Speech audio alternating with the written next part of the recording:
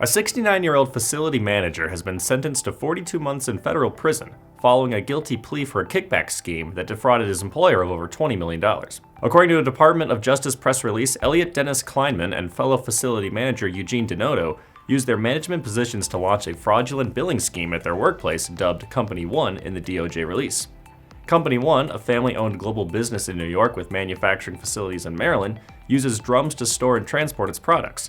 According to the release, Kleinman and DiNoto were responsible for managing the purchase and storage of drums for the Maryland facilities and held the authority to review drum invoices and approve payments to vendors.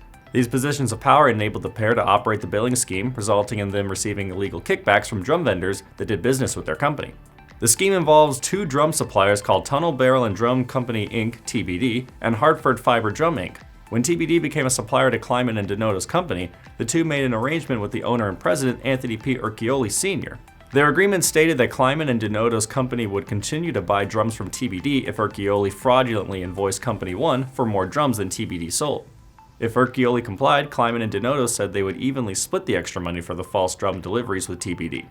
DiNoto and Kleinman would split their share 75-25. Urquioli later informed DiNoto about his other company, Hartford Fiber Drum. Once Hartford was proven legitimate, DiNoto and Urquioli agreed to include it in the kickback scheme. For about 8 years, DiNoto told Urquioli how many extra drums to charge but not deliver.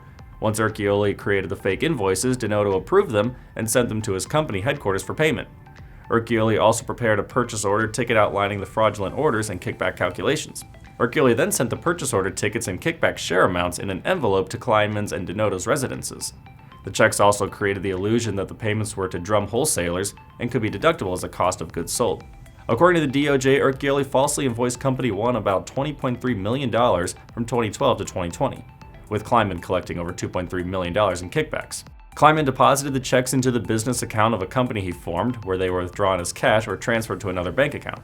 The release mentioned that between 2017 and 2019, Kleinman's income tax returns filed with the IRS did not report his kickback share of about $1 million as personal or business income.